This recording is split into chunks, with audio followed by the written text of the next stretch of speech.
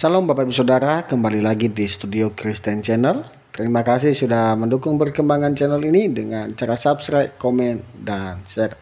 Bapak Ibu Saudara, pada kesempatan kali ini kita akan mendengarkan debat-debat antara apologet Kristen Indonesia bersama polemikus Islam.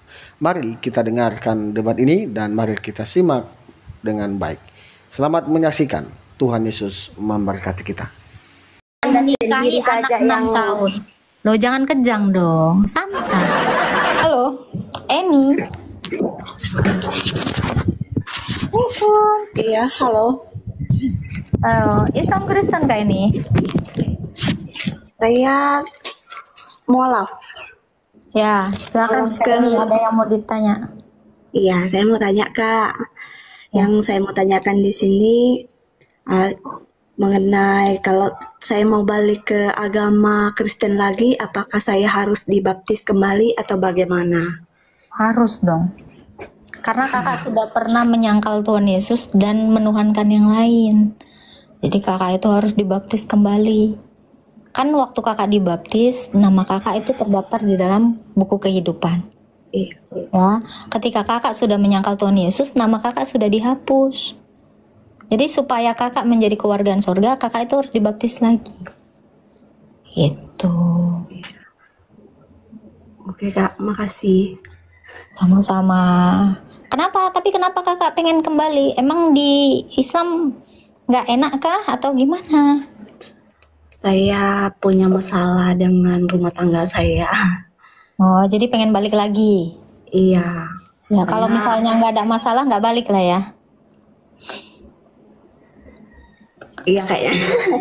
Yang jelas saya pengen kembali, soalnya nggak apa ya, kayak saya jujur aja kayak merasa sesat, Kangen ya sama Tuhan Yesus ya. ya. Pasti kangen. Orang kalau udah pernah jatuh cinta sama Tuhan Yesus itu, walau udah pergi ninggalin pasti kangen. Kenapa? Karena memang Tuhan Yesus itu di hati. Susah sekali dilupakan dia. Gak apa-apa kak. Ya Tuhan Yesus itu pasti mengampuni kakak. Jadi dari sekarang kakak itu harus belajar dulu. Supaya kakak ketika ada tekanan hidup, kakak tidak menjual iman kakak sekali lagi. Karena kalau kakak murtad sekali lagi tidak akan diperbaharui. Gitu. Mungkin karena ketidaktahuan kakak sehingga kakak itu pindah agama kemarin. Makanya untuk yang kedua kalinya ini, kakak harus benar-benar mengenal Tuhan Yesus. Bahwa tidak ada keselamatan. Tidak ada jaminan keselamatan seperti yang diberikan Tuhan Yesus di muka bumi ini, di bawah kolong langit ini. Keselamatan itu tidak ada dalam nama siapapun kecuali Tuhan Yesus. Iya Kak. Iya. Semangat ya, belajar dan harus dibaptis lagi Kak. Iya. Ya. Baik, terima kasih banyak Kak. Iya, ini anak yang hilang telah kembali ya teman-teman ya. Bagus. Banyak malaikat yang bersuka cita kalau ada domba, satu domba yang hilang itu kalau kembali lagi tuannya itu lebih bahagia dibandingkan sama misal ada 100 domba, satu yang hilang, yang 99 ini nggak akan diinin lagi sama Tuhan, tetapi yang satu ini yang sangat diperhatikan gitu ya. Anak yang hilang atau domba yang hilang sudah kembali. Itu pasti bersuka cita sekali itu. Malaikat-malaikat di surga. Oke. Kita naikkan lagi yang lain ya. Davy. Oh, turun dia. Emang gimana pun ceritanya ya. Kalau orang sudah mengenal Tuhan Yesus ya, dia itu pasti akan kangen dan pengen balik kembali. Oke, saya mau tanya dong Kak. Boleh. Emangnya Kakak sudah pernah melihat surga? Tuhan Yesus. Emangnya Tuhan Yesus juga bilang sendiri ke Kakak? kepada para rasul. Rasul siapa? Rasul Matius, Markus, Lukas, Yohanes, Bartolomeus, Petrus, Filipus, banyak sekali Kak. Dan semua bangsa Israel sudah tahu itu. Gitu. Jadi oleh kesaksian mereka saya percaya. Tahu surga? Ya, mereka sudah melihat kemuliaan Allah itu melalui Yesus. Kayak kalau saya kasih contoh Kak. Kakak percaya nggak ada Monas? Percaya, karena memang Monasnya ada, dilihat. Iya, walaupun saya tidak pernah melihat Monas itu secara langsung, tapi orang-orang sudah banyak melihat Monas, saya percaya. Betul? Percayalah, karena Monas sering diberitakan, sering Iya, sama seperti Yesus yang sudah bangkit dan naik ke sorga, itu diberitakan banyak orang. Makanya saya percaya. Itu menurut Anda, Mbak. Enggak, bukan menurut saya. Makanya kenapa Kristen itu sampai ke Indonesia? Karena banyak yang sudah memberitakan itu. Sekarang saya tanya kakak, kakak pernah lihat Muhammad? Ya nggak pernah, karena Siapa saya yang udah pernah lihat sesudah Muhammad? Muhammadnya meninggal. Oke. Kira-kira kakak percaya nggak sama Muhammad? Percayalah. Walaupun dia menggauli budaknya di ranjang Hafsah, walaupun dia wajahnya asam kepada orang buta, Tidak ada walaupun itu. dia Itu cuma menikahi, saya yang memprediksi walaupun begitu. dia menikahi Aisyah umur 6 tahun dan menggaulnya 9 tahun, kakak masih percaya? Menikahi Aisyah umur 6 tahun. Oh, kakak belum tahu semua ini? Wow. Wow. Seriusan, Kak? Kakak sudah pernah baca Quran Abasa ayat 1? Sudah? Sudah pernah baca At-Tahrim ayat 1 sampai 5? Cukup Anda sendiri saja yang kakak sesat, belum pernah tidak usah baca Quran? ajak orang. Kakak belum pernah baca Quran? Anda sendiri saja yang sesat, tidak usah ajak-ajak orang. Loh, Kasihani kira-kira, diri Anda Kak, sendiri. Kira-kira, Tidak usah Kak, kasihani orang. sesat nggak orang Diri yang Anda menikahi sendiri anak saja 6 yang tahun? Loh, jangan kejang dong, santai. Ya? Karena itu room Anda, itu Anda yang Loh, host. Coba ini- Anda yang jadi penonton. Nah, gitu makanya saya bilang, kakak tidak tahu bahwa Muhammad juga menikahi mantan anak istrinya Zaid, si Zainab. Ini juga ada ayatnya di Quran. Kakak belum tahu ini, Kak? Wah, kakak masih percaya sama Quran? Karena semua yang saya katakan ini ada di dalam Quran. Kakak tidak tahu?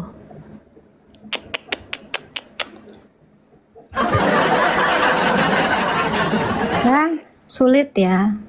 Makanya saya bilang, saya lebih percaya apa yang dikatakan Rasul Paulus. Kenapa? Karena Rasul Paulus itu tidak pernah menggauli budak.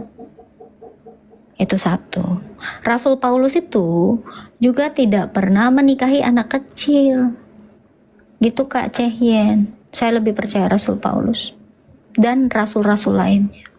Ya, yang tidak pernah berzina. Gitu Kak Cehyen ya. Dibaca dulu Kak imannya Kak, baru mengatakan saya sesat. Karena kakak tadi itu mengatakan Anda saja sesat. Saya tidak mungkin sesat. Kenapa? Karena yang percaya kepada Yesus itu dituntun kepada kebenaran, bukan kepada kesesatan. Karena Yesus itu adalah terang, saya tidak mungkin salah jalan. Yang salah jalan itu ketika saya berjalan dalam kegelapan. Ya, jangan pernah berjalan dalam kegelapan. Kenapa? Kalian bisa sesat kemana-mana. Kalian harus berjalan dalam terang, supaya kalian bisa melihat bahwa Yesus itu adalah sang terang itu. Seperti itu ya.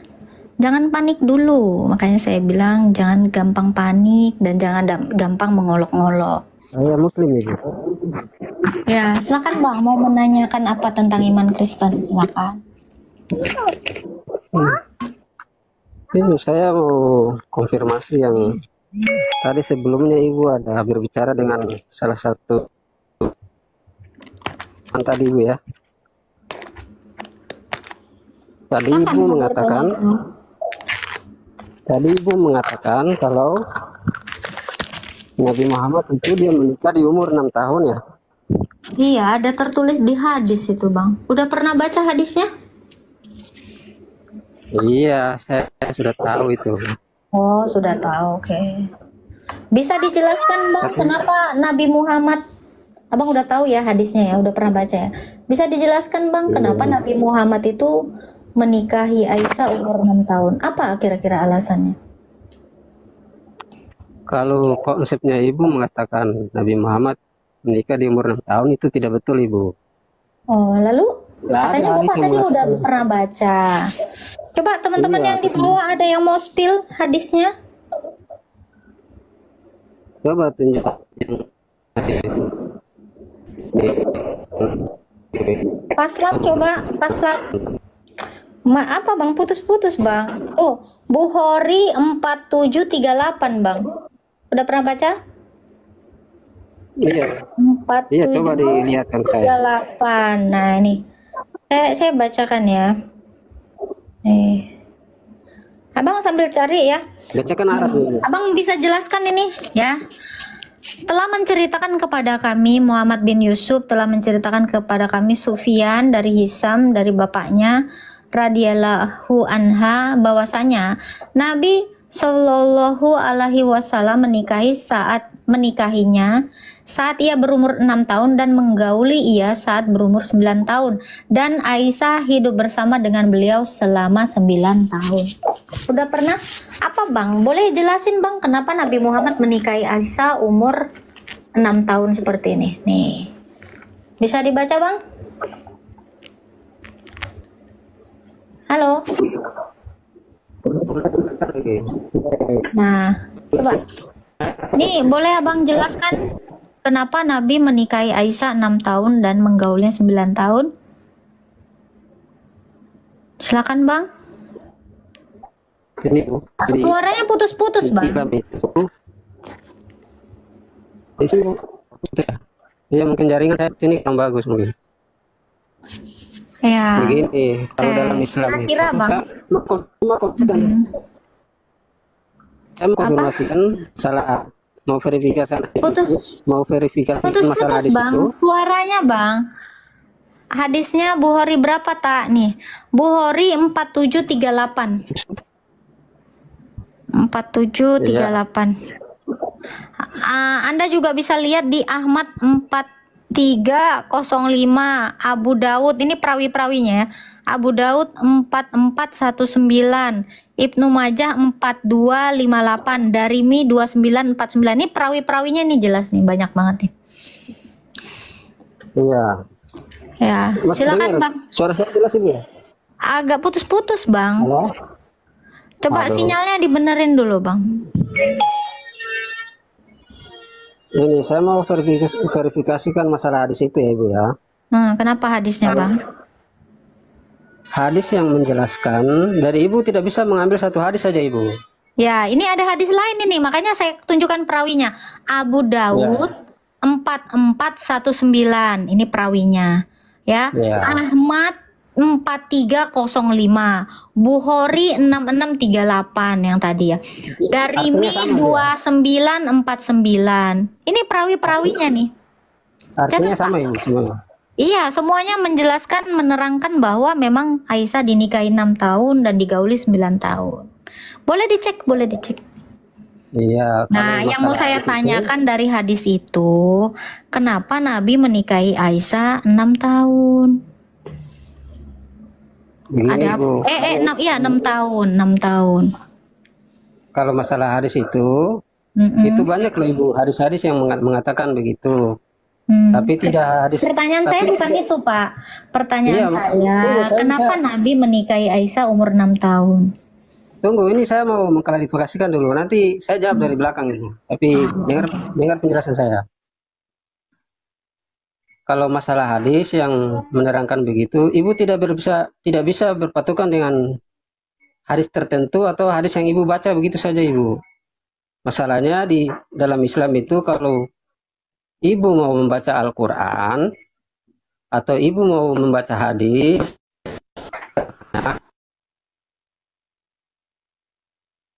itu tidak bisa mengambil arti dari terjemahannya saja Ibu. Itu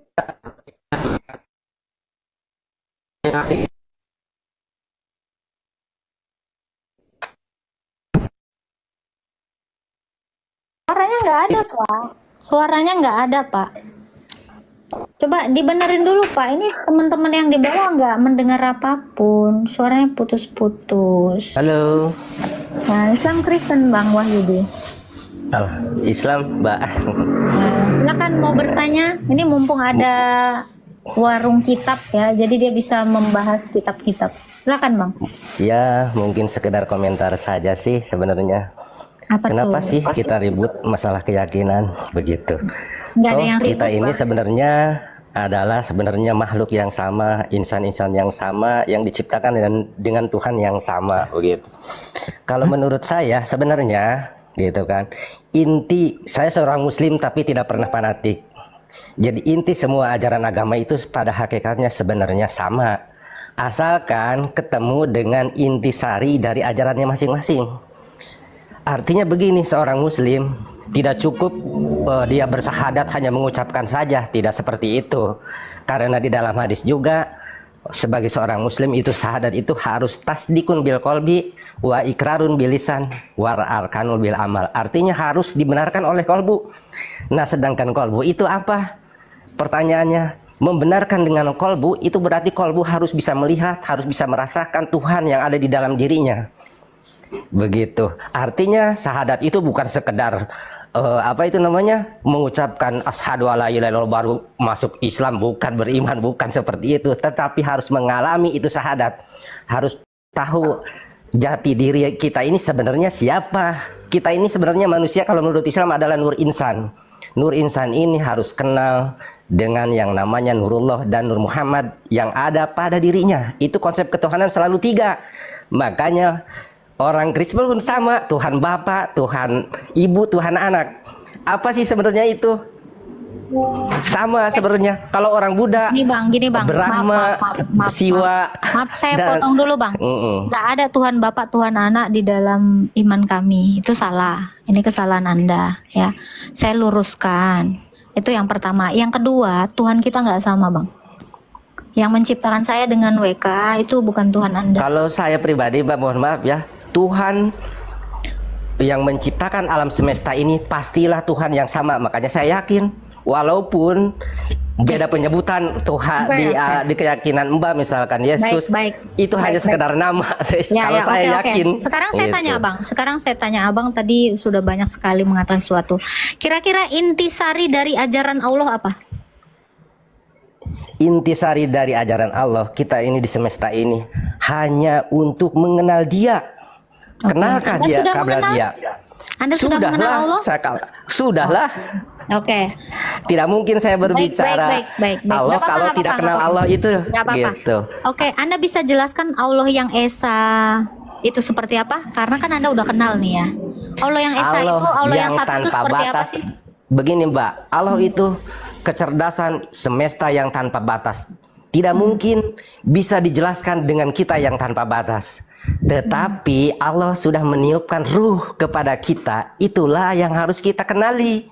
Makanya di dalam Islam itu, di dalam surat Al-Baqarah, laqad kafarol ladina qalu inallaha salisu salasa. Begitu sama juga. Apa artinya itu, Bang? kafirlah seseorang kalau menganggap Allah salah satu daripada yang tiga. Artinya kafir di sini tidak untuk mencemooh agama yang beda keyakinan agama lain, bukan. Kafir di sini tertutuplah kamu kalau kamu masih menganggap Allah itu salah satu dari tiga. Jadi konsep ketuhanan menurut Islam juga tiga. Sekarang satu Nur Insan, dua Nur Muhammad, tiga Nurullah. Artinya sang insan harus bisa ketemu dengan Nurullah dan Nur Muhammad di dalam dirinya. Jadi Rasul dan Allah itu sudah tergumulung di dalam diri kita masing-masing. Oke.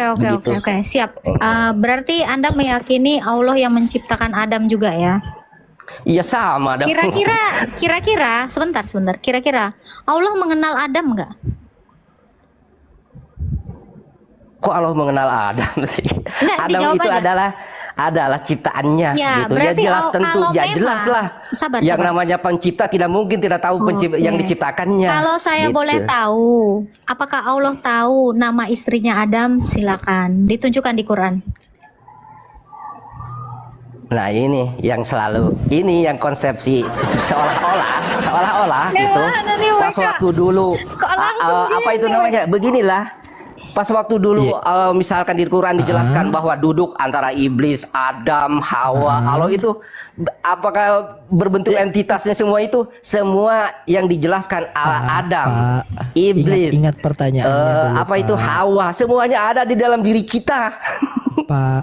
Ada di dalam diri kita. Siapa itu Adam? Sang jiwa itu Adam. Hawa itu siapa itu?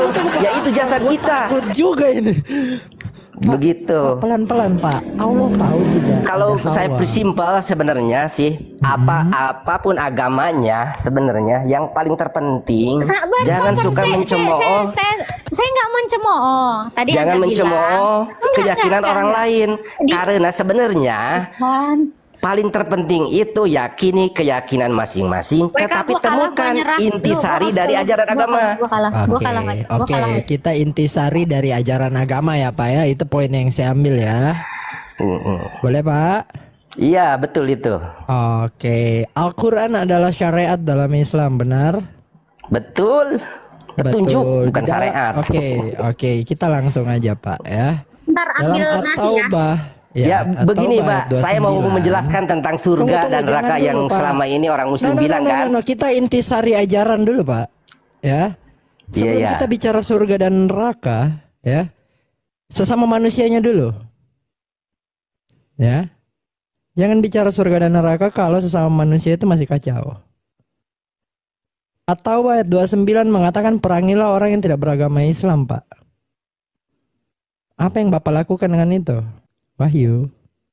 Salah persepsi menafsirkan. Tidak ada kewajiban kita Pak, untuk berperang. Pak, itu tertulis. Coba Bapak baca. Tertulis, tetapi makna dari di situ artinya kita ini tidak disuruh memerangi orang lain, memerangi diri sendiri ya? Itu yang paling terpenting itu. Ya? Bapak orang Islam atau bukan? Orang Islam lah. Di situ dikatakan perangi orang yang tidak beragama Islam. Kok bisa di diri sendiri? Karena yang bisa menyelamatkan atau mencelakakan itu hanya diri kita sendiri. Kalau kita berbuat baik, tidak mungkin itu bisa mencelakakan orang lain. Kalau kita kenal Tuhan yang Maha Kasih, Maha Cinta, tidak mungkin kita menyakiti makhluk yang lain. Begitu intinya. Itu artinya kita sudah tahu inti ajaran kita. Pak, Bapak menjelaskan sesuatu yang Bapak belum baca isinya. Bagaimana Bapak menjelaskan sesuatu yang Bapak belum baca? Karena sebenarnya ajaran itu bukan bacaan, tetapi harus diimplementasikan dalam kehidupan. Al-Quran itu artinya itu bacaan Pak. Berarti Al-Quran bukan ajaran Pak. Tetapi kalau sebatas dibaca, ya itulah banyak yang salah kaprah. Artinya orang selamat saja ya, cukup mengucapkan la ilaha illallah. Lebih kacau Pak kalau nggak dibaca. Tapi dibaca tidak sebatas dibaca, cocok. Apalagi nggak dibaca Pak. Cocok, harus dibaca, tetapi harus ada kelanjutannya, diimplementasikan dalam kehidupan. Siap. Itu yang paling penting. Ketika dibaca dikatakan tuh Pak ya, perangilah orang-orang yang tidak beriman kepada Allah dan hari akhir. Nah, orang Kristen itu sudah pasti. Yang kedua, yang tidak mengharamkan apa yang diharamkan oleh Allah dan Rasulnya. Nah, orang Kristen juga makan babi Pak. Itu Agatha makan babi tuh tadi kayaknya.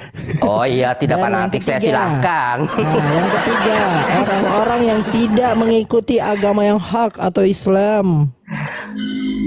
Tidak seperti itu.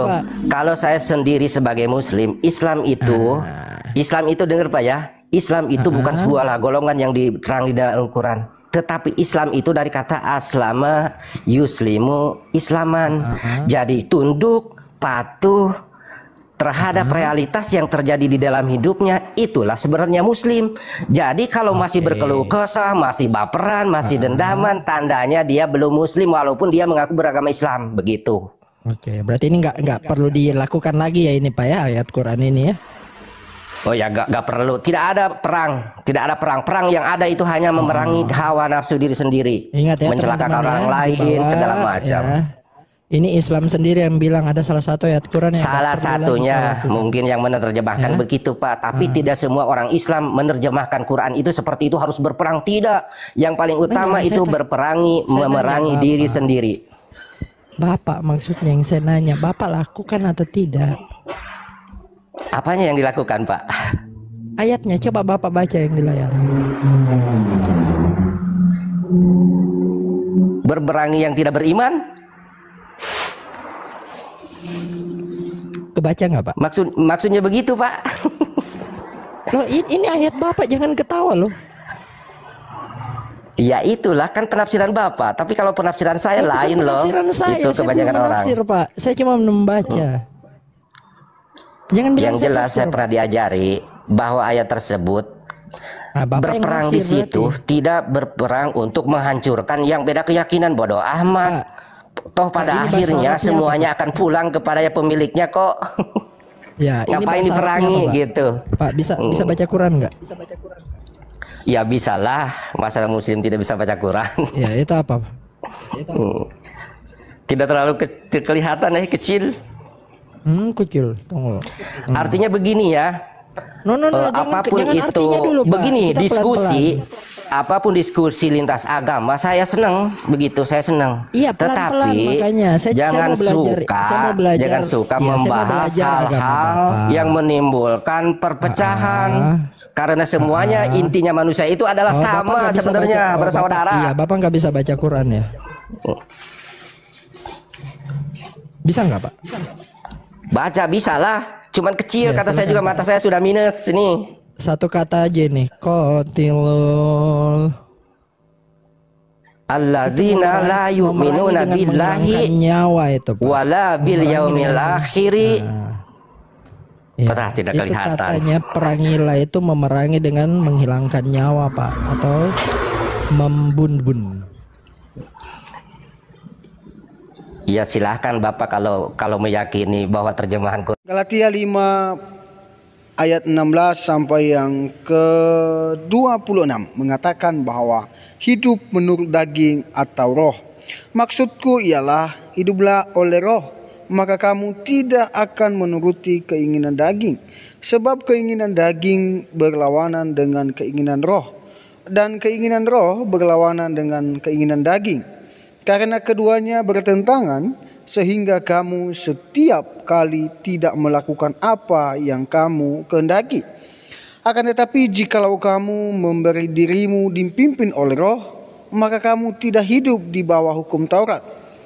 Perbuatan daging telah nyata, yaitu percabulan, kecemaran, hawa nafsu, penyembahan berhala, sihir, perseteruan, perselisihan, iri hati, amarah, kepentingan diri sendiri, pecinderaan oleh roh pencemah, kedengkian, kemabukan, pesta pora, dan sebagainya. Terhadap semuanya itu kuperingatkan kamu, seperti yang telah kubuat dahulu, bahwa barang siapa melakukan hal-hal yang demikian, ia tidak akan mendapat bagian dalam kerajaan sorga. Tetapi buat roh ialah kasih, sukacita, damai sejahtera, kesabaran, kemurahan, kebaikan, kesetiaan, kelemah lembutan, penguasaan diri. Tidak ada hukum yang menentang hal itu. Barang siapa menjadi milik Kristus Yesus, ia telah menyalibkan daging dengan segala hawa nafsu dan keinginannya. Jikalau kita hidup oleh roh, baiklah hidup kita juga dipimpin oleh roh. Dan janganlah kita gila hormat, jangan kita saling menentang dan saling mendengki. Ya, dalam kebenaran firman Tuhan ini Bapak Ibu Saudara mengajarkan kita bahwa kita harus menjauhkan diri seperti yang disampaikan tadi, bahwa dalam percabulan, pencemaran, iri hati, fitnah, ya mari kita menjauhkan diri kita dalam hal itu, karena tidak berkenan kepada Tuhan. Nah, dari debat yang sudah kita saksikan dan sudah kita dengarkan bersama, banyak orang yang menyampaikan sesuatu pernyataan mereka sesuai dengan pemahaman mereka tentang Yesus. Tetapi itu salah. Karena kenapa? Kembali lagi kita kepada Alkitab. Alkitab menyampaikan bahwa Yesus Kristus adalah Tuhan. Dia adalah jalan, kebenaran, dan hidup. Tidak ada jalan melalui Bapa kalau tidak melalui Dia, yaitu Yesus. Maka dari itu percaya kepada Yesus maka hidup akan selamat. Dan kalau tidak percaya Yesus engkau akan binasa. Maka dari itu bertobat dan percayalah kepada Yesus. Itu saja yang mungkin bisa saya sampaikan. Sampai jumpa.